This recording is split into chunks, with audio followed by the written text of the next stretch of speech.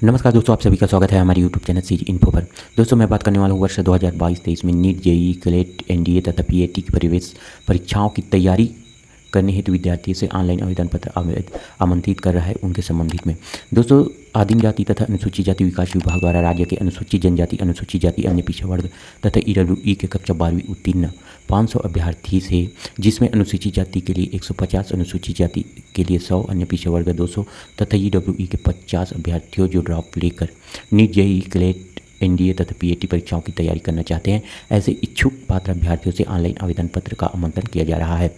दोस्तों, ऑनलाइन आवेदन पत्र जमा करने की जो अंतिम तिथि है 12 तारीख 10वां महीना 2022 शाम 5 बजे तक आप आवेदन कर सकते हैं। ऑनलाइन आवेदन जमा करने की जो वेबसाइट है www.tribal.cg.government.in अथवा https://hmstribal.cg.niche.in पर आप ऑनलाइन आवेदन कर सकते हैं। और वैसे नीचे डिस्क्रिप्शन बॉक्स में लिंक दे देता हूँ, वहाँ से आप डायरेक्टली जाके ऑनलाइन आवेदन फॉर्म फिल कर सकते हैं, या तो किसी भी कंप्यूटर सेंटर पर जाकर आप इस वेबसाइट के बारे में बताइए और वहाँ से आप ऑनलाइन आवेदन कर सकते हैं। सारी जानकारी नीचे मैं और बताने वाला हूँ, आपको इस वीडियो के साथ बने रहिए। दोस्तों, नीट, जेईई, क्लेट, एनडीए तथा पीएटी की प्रवेश परीक्षाओं की तैयारी कराने हेतु सामान्य अनुदेश यानी वर्ष 2022-23 के लिए है। नंबर 1 में है कोचिंग की अवधि की बात करें तो यह कोचिंग अधिकतम 1 वर्ष या उस वर्ष के लिए आयोजित प्रतियोगी परीक्षा दिनांक जो भी पहले हो तक के लिए होगा। दोस्तों, नंबर 2 पर है कोचिंग का स्थान। तो कोचिंग का स्थान छत्तीसगढ़ राज्य के जिस जिले की कोचिंग संस्था का चयन होगा उसी जिले में कोचिंग कार्य संपन्न कराया जाएगा। यानी छत्तीसगढ़ के किसी भी जिले में कोचिंग का कार्य हो सकता है। जहाँ पे कोचिंग कराने वाली संस्था का चयन होता है वहीं पे इसका प्रक्रिया आरंभ की जाएगी। निर्धारित सीटें की बात करें तो योजना अंतर्गत कुल 500 सीट निर्धारित है, जिसमें अनुसूचित जनजाति हेतु 150, अनुसूचित जाति हेतु 100 और अन्य पिछड़ा वर्ग हेतु 200 तथा ईडब्ल्यूएस हेतु 50 सीट निर्धारित है। दोस्तों, चौथा नंबर पर है निवास तथा जाति संबंधित पात्रता। तो आवेदक को छत्तीसगढ़ का मूल निवासी होना तो अनिवार्य ही है। आवेदक को अनुसूचित जाति, अनुसूचित जनजाति, अन्य पिछड़ा वर्ग तथा ईडब्ल्यूएस वर्ग से हो तथा स्थायी जाति प्रमाण पत्र धारक हो। तीसरा नंबर पर है आवेदक भारत सरकार द्वारा छत्तीसगढ़ राज्य के राज्य के लिए घोषित अनुसूचित जनजाति एवं अनुसूचित जाति वर्ग की सूची में सम्मिलित हो तथा छत्तीसगढ़ शासन द्वारा घोषित अन्य पिछड़े वर्ग से हो। तहसीलदार से अधिकारी से द्वारा जारी ईडब्ल्यूएस प्रमाण पत्र धारी विद्यार्थी ईडब्ल्यूएस वर्ग के लिए पात्र होंगे। यह सिद्ध करने का दायित्व आवेदन का होगा। आवेदक द्वारा गलत विवरण प्रस्तुत किए जाने की दशा में उसे इस योजना के लाभ से वंचित कर दिया जाएगा। शिक्षा योग्यता की बात करें तो कक्षा 12वीं में कम से कम 70% अंक या समतुल्य ग्रेड प्राप्त अभ्यर्थी ही आवेदन कर सकते हैं। अभ्यर्थियों का चयन परीक्षा में प्राप्त मेरिट अंक के आधार पर किया जाएगा, परंतु एनडीए प्रवेश परीक्षा की तैयारी करने वाले अभ्यर्थियों को एनडीए के लिए निर्धारित शारीरिक मापदंड पूरा करना अनिवार्य होगा। दोस्तों, आय संबंधित बात करें तो योजना का लाभ हेतु अनुसूचित जाति तथा अनुसूचित जनजाति वर्ग के विद्यार्थियों के लिए आय सीमा का बंधन नहीं होगा और अन्य पिछड़ा वर्ग एवं ईडब्ल्यूएस के विद्यार्थियों के लिए आय सीमा राशि ₹8 लाख वार्षिक आय से अधिक नहीं होना चाहिए। इसके लिए सक्षम अधिकारी द्वारा जारी आय प्रमाण पत्र का होना आवश्यक होगा। संबंधित आय प्रमाण पत्र 3 वर्ष पूर्व का होने की दशा में यानी 3 वर्ष से अधिक हो गया है तो उनके वित्तीय वर्ष यानी कि लगभग 1 साल के अंतर्गत का प्रमाण पत्र होना आवश्यक है।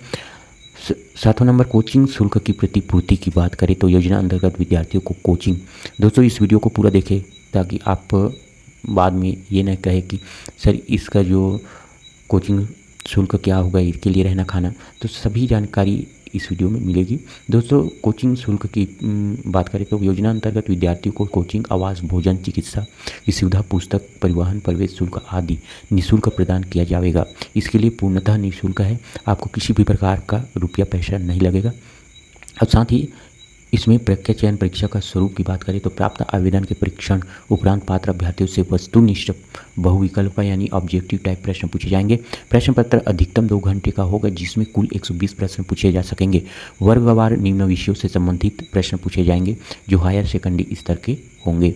नंबर 1 पर है नीट के एग्जाम के लिए यानी नीट की जो तैयारी होनी है उसके लिए सामान्य ज्ञान, तार्किक क्षमता और वर्तमान घटनाक्रम यानी समसामयिकी और भौतिक, रसायन शास्त्र, जीव विज्ञान, प्राणी शास्त्र के विषय से क्वेश्चन पूछे जाएंगे। और दूसरा नंबर पर है जेईई के लिए सामान्य ज्ञान, तार्किक क्षमता और वर्तमान घटना चक्र के बारे में यानी करेंट अफेयर, गणित, भौतिक, रसायन शास्त्र। और क्लेट के लिए सामान्य ज्ञान, तार्किक क्षमता और करेंट अफेयर से पूछे जाएंगे, भारत का संविधान, गणित और इंग्लिश। और एनडीए के लिए सामान्य ज्ञान, तार्किक क्षमता और करेंट अफेयर, गणित और डिफेंस और भौतिक, अंग्रेजी और भूगोल से पूछे जाएंगे। पीएटी की बात करें तो इसके लिए सामान्य ज्ञान, साथ ही रीजनिंग कहा जाता है जिसे तर्क क्षमता, और करेंट अफेयर और कृषि से संबंधित और बागवानी और गणित, पशुपालन, गणित के साथ और पशुपालन विषयों की में क्वेश्चन पूछे जाएंगे। दोस्तों, आवेदन जमा करना है, कहाँ करना है वो तो बता दिया हूँ। ऑनलाइन इसका आवेदन फॉर्म जमा होगा। अभ्यर्थी विभाग की वेबसाइट ट्राइबल.इन या तो मैं नीचे डिस्क्रिप्शन बॉक्स में दे देता हूँ, वहाँ से आप डायरेक्टली जाके आप ऑनलाइन आवेदन कर सकते हैं, या तो किसी भी कंप्यूटर सेंटर पर जाए और इनकी ऑफिशियल वेबसाइट को बताएं, वहाँ से आप ऑनलाइन आवेदन कर सकते हैं। दोस्तों, नीट, जेईई, क्लेट, एनडीए तथा पीएटी परीक्षा की तैयारी ऑफलाइन तथा ऑनलाइन के माध्यम से चयनित संस्था द्वारा शासन के निर्देशानुसार ही किया जाएगा।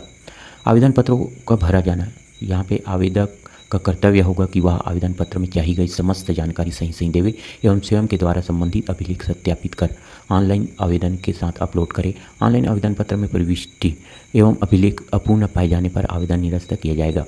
दस्तावेज, फोटो तथा हस्ताक्षर अपलोड की बात करें तो दस्तावेज अधिकतम 120 KB से ज़्यादा नहीं होना चाहिए तथा PDF में होना चाहिए, और फोटो अधिकतम यानी कि PDF आपको कुछ डॉक्यूमेंट मांगेंगे, उसे PDF बनाकर 120 KB के अंतर्गत रखना होगा।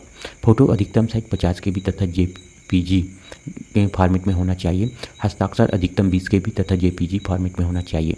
विस्तृत विवरण योजना के संबंध में नियम निर्देश विभाग की वेबसाइट www.tribal.cg.gov.in पर उपलब्ध है, जिसे अवलोकन मैंने कि यही जानकारी आपको बता रहा हूँ। और अन्य जानकारी के लिए इस चैनल से जुड़े रहे ताकि आपको पूर्ण जानकारी और आने वाले भविष्य में मिल सके। दोस्तों, स्वघोषणा प्रमाण पत्र जो है, स्वघोषणा प्रमाण पत्र डाउनलोड कर 10 रुपये के नॉन जुडिशियल स्टाम्प पेपर पर नोटरी कराकर ऑनलाइन आवेदन के साथ अपलोड करें। दोस्तों, नीचे डिस्क्रिप्शन बॉक्स में इसका भी लिंक दे देता हूँ। आप यानी कि स्वघोषणा प्रमाण पत्र आप डाउनलोड करके 10 रुपये का नॉन जुडिशियल स्टाम्प पेपर पर नोटरी कराकर ऑनलाइन आवेदन के साथ अपलोड करना अनिवार्य होगा।